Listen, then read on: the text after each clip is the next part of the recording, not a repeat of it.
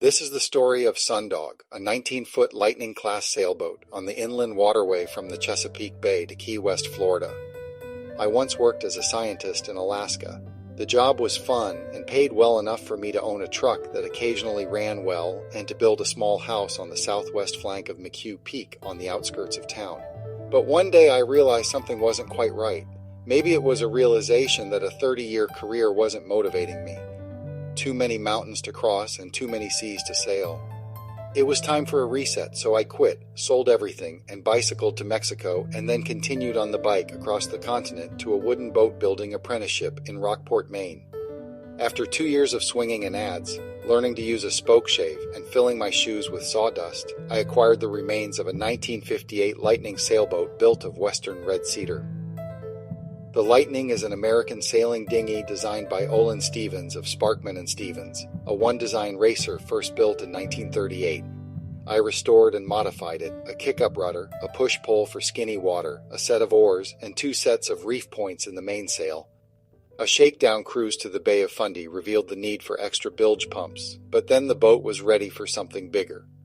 I trailered her south to a boat ramp near Philadelphia, and that is where this story begins. What follows is based on logbook entries from a 1,821-mile voyage aboard the sailing dinghy named Sundog from Philadelphia, Pennsylvania to Key West, Florida. Sunday, November 1st. A friend and fellow boat builder helped me launch Sundog at daybreak into the Sassafras River at Duffy's Marina. By 8 in the morning, the boat was packed and I set off into the rising sun for the 8-mile downwind run to Chesapeake Bay. I later stopped at Swan Creek for a shower and more gasoline, and then anchored in Tavern Creek for the night with only 1 foot of water under the boat. The next 2 days brought relatively calm weather passages. A sailing friend in Annapolis offered charts and advice about favored anchorages down the bay. Then the weather turned as I continued south. A headwind built overnight, and the water became choppy with short, steep waves that caused the flat-bottomed Sundog to pound mercilessly. I crossed the bay to take shelter in Cater's Cove on Taylor's Island. I crossed again as the wind continued building to small craft warnings, and I found shelter in Solomon's Harbor and moored Sundog to a tree on a vacant lot. From an article by Daniel Spur in Cruising World. He was there on the banks of Mill Creek, a mile past Solomon's one chilly November eve. His 19-foot Lightning-class sailboat was moored with a stern anchor in deep water and a bow line tied to a convenient tree. On the soft, low banks, he had pitched his tent, and around it was evidence of a beach camper's kit, clothing hung out to dry, cookery, and a food bag. Friday, November 6th. When the wind finally stopped, I reefed the mainsail and carried on, crossing the wide mouth of the Potomac River. Sundog surfed downwind and breaking waves with seemingly no land in sight. I was very glad for those bilge pumps I could work while steering. That night I beached her inside the breakwater of the Little Wicomico River and camped on a small white sandy beach. Chesapeake Bay had not been kind that day. In the morning, as we motored toward the Patuxent River and back to the bay, we saw him in the distance, staying close to shore, flitting through the sunbeams of the low-angle sunlight. One detail, his boat's name was Sundog, which meant he was a visitor here, a traveler from someplace far north of Maryland. I had never seen this Arctic phenomenon that consists of a bright spot to one or both sides of the sun, a small round halo on the parhelic circle, but I suspected that he had, and I wanted him to describe it to me. Sunday, November 8th. It was a good day of sailing towards Norfolk, even though I was mostly out of sight of land and with the wind pressing from the southwest. A few days later, we were motoring into Norfolk, Virginia, when I spotted a dead whale floating in the distance. I trained my binoculars on the carcass, and suddenly there was Sundog, and I wanted to shout, "Hey, check out the whale!" But he was too far away and probably intent on making the Elizabeth River before sunset.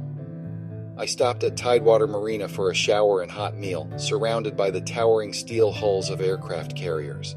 Monday, November 8th. This morning brought the most frightening moment of the trip so far. About 10 minutes after leaving the marina, the outboard engine stopped without warning. No coughing, no sputtering, it simply quit. The river ahead was clear, but downstream a massive cargo ship was bearing down on me with 2 tugboats in attendance. Quick pulls on the starter cord brought no response. I grabbed the oars and rowed hard to get clear. I made eye contact with the captain of the lead tugboat and watched the tension drain from his face as I cleared the channel. There was nothing he could have done. It would have taken half a mile to stop that ship. The culprit was a hole in the fuel line, and I bought a new one at a marina, then went through the locks at Deep Creek and entered the canal leading through the dismal swamp.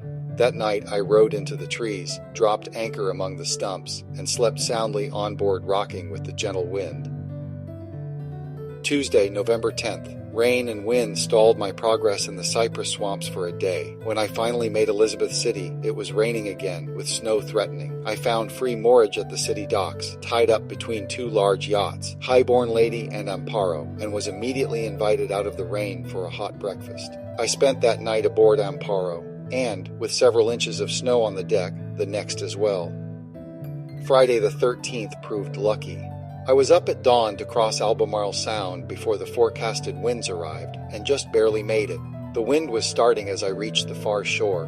From there, the route wound through the long cuts between rivers, past Belhaven, across Pamlico Sound, and down into the Neuse River. Weeks passed, and Sundog was mentally filed away in some deep though retrievable place in my mind, in the back of the same drawer in which I keep archival photos of dead pets and burned down homes. Sightings of the crazy man were reported by other cruisers on the inland waterway. Our pack traveled on the trailing edge of autumn, our cheeks apple-colored like elm and maple leaves. One afternoon I spotted a white sandy beach in the marshes that offered a sheltered cove. The sun still warm, a breeze keeping the bugs away. I had already made 35 miles, so I put in and lazed away the rest of the day in the sun, one of those gift days that a long voyage occasionally provides. In Beaufort, North Carolina, I rented a car and drove 30 miles to the airport to pick up Cecile, who would sail with me for the next few weeks. The days with Cecile fell into a nice rhythm. Early starts, long passages through the sounds, rivers and narrow waterways, campsites found at dusk on shell beaches and pine-covered points. Several weeks later, somewhere between Calabash, North Carolina and Prince Creek, South Carolina, Sundog zipped out of a hidden side channel. The 2.5 horsepower outboard buzzed like a dentist drill. He held her close to shore, near enough to catch snakes in the boughs of sorghum and cypress trees. It took some time to pass him, and when we were finally abreast, I called over, "Where you headed?" The response was Florida Bay. "Where are you from?" "Alaska." And then he peeled off into another side channel and was gone. At Surf City Bridge, we waited an hour for the restricted opening, and I nearly ran aground in a back channel before frantic waves from local fishermen pointed me to deeper water. We walked a deserted Atlantic beach at top sail, ate pizza on a lawn where we'd asked permission to camp, and pressed south through cold mornings and warm afternoons. The Cape Fear River was the toughest test yet. At the sight of endless whitecaps through the binoculars, we turned back, retreating to a marina at Carolina Beach for a night in a motel. The next day, conditions improved just enough. Wind, current, and tide all aligned going downriver, and though we got very wet, we made great time. At Southport, the landscape became spellbinding. Inlets, resort communities, long canals through beautiful country with almost no traffic. One cold November morning, we woke to find ice covering the boat and tent, but by noon it was well into the 60s. Tuesday, November 24th. We followed part of the Waccamaw River at dawn, its low light filtering through the trees. Side creeks branched off in every direction, narrow and sinuous, and we spent time wandering them simply because we could with the shoal draft Sundog. No alligators, despite the warnings.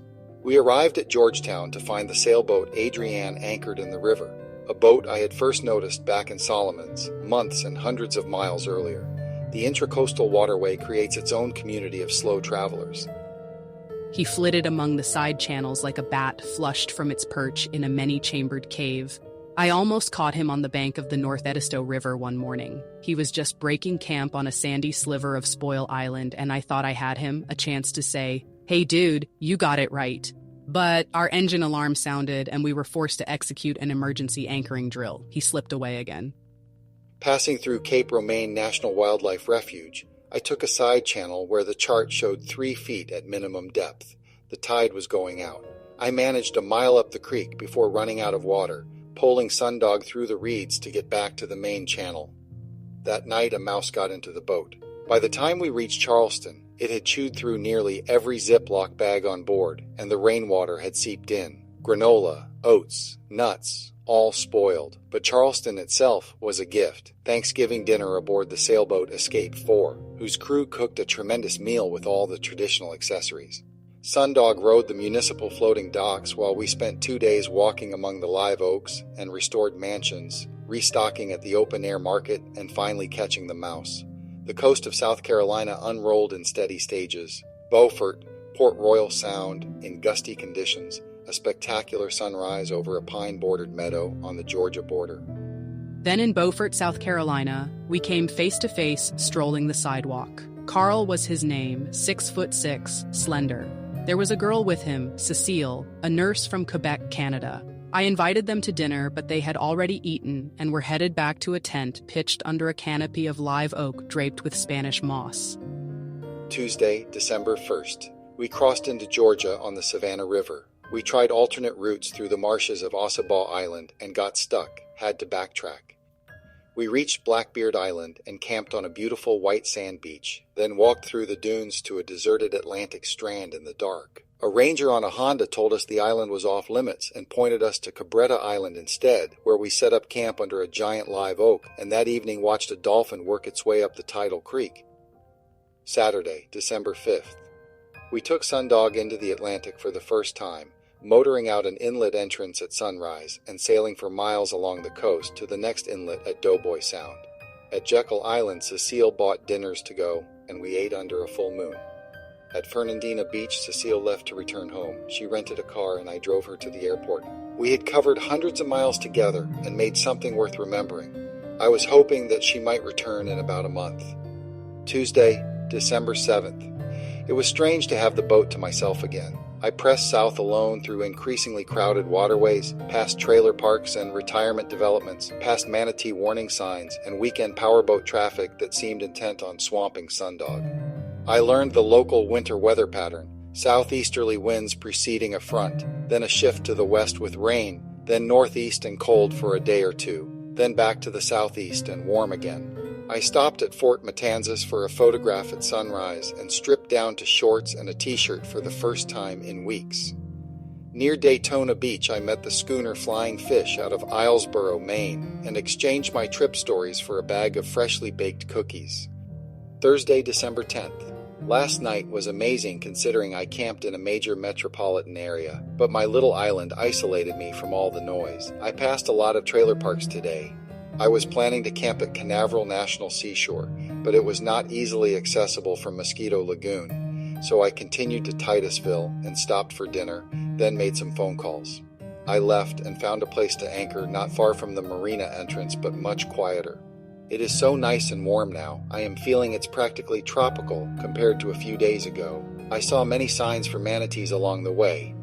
The shoreline has become so crowded with developments and people. Today I was helped by a gentle breeze from the northwest and had to go under many bridges. I couldn't find a place to camp, so spent another night on the boat. A rain shower in the early morning had me scurrying for the tarp. Once I got underway again, the weekend traffic brought every imaginable type of watercraft, all seemingly intent on swamping Sundog. Tonight, I was inundated by thousands of gnats. I heard that the only way to keep them off is by applying baby oil, so I'll get some in Stewart. I managed to dry out the sleeping bag under the hot sun. South of Stewart, I was invited to tie up at a waterfront house for several days. Time used to get the outboard serviced, repair a rip in the mainsail, and finish the rigging work that had been waiting. I entered Lake Okeechobee in the afternoon light and caught a tailwind to the western shore. Sunday, December 20th. This morning I took Sundog through the locks and entered the waterway leading to Fort Myers. The canal was too narrow for sailing, but still traveled 50 miles. I couldn't find a place to camp and didn't want to spend another night on the boat. Finally, as the sun set, I found a vacant lot with a steep bank, so Sundog would ride the anchor without grounding. The remainder of the Okeechobee Waterway was dull, and then getting through the traffic of the city was a nightmare. But that was followed by the bright, white sandy beaches of the Gulf Islands sheltering Pine Isle Sound, where the sailing was amazingly fun. The islands to the north in the Gulf of Mexico were out of my way, but were recommended by the people I met in St. Lucie. The water was clear, smooth, shallow, and beautiful. I found a place to camp on a deserted beach, all to myself. Another perfect day. I sailed up the coast and went through Captiva Pass with breakers on both sides of Sundog. I stopped for lunch at Cabbage Key, reputedly the inspiration for Jimmy Buffett's Cheeseburger in Paradise, where dollar bills covered the walls and ceiling. Wednesday, December 23rd. At Naples, I met Nancy, an old friend of my mother's from her days at the Sorbonne, and her daughter Margaret. There were packages and mail waiting for me. Christmas dinner, a visit to Big Cypress National Preserve on an elevated boardwalk through cypress swamps, endless miles of sawgrass, and a few days of feeling at home before pushing on south.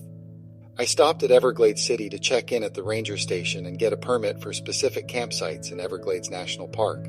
My first permitted stop was Pavilion Key, a beautiful sandy beach reached at dusk with a hammerhead shark sighting on the way to shore. A cold front kept me pinned there for several days. I did a lot of walking, read Peter Matheson's Killing Mr. Watson, and waited. Cecile called with great news. She was coming back. On New Year's Eve, I departed through the 10,000 Islands and found the unmarked channel into Lossman's River by following a fishing boat. At dusk, the wind died and thousands of mosquitoes emerged, their steady, hungry drone keeping me awake far too long. On New Year's Day, I woke to a falling tide and had to move Sundog quickly into deeper water, pulling her out through the channel. I fought into breaking waves until reaching northeast Cape Sable at noon, then continued to middle Cape Sable, where I found a lee shore and anchored for the night. A small sailboat with a Polish crew was anchored nearby, and we spent the evening talking about our respective adventures. The next 2 days I stayed at Middle Cape Sable as the wind raged. A ranger and a Boston whaler checked my permit and gave good information about the coast ahead.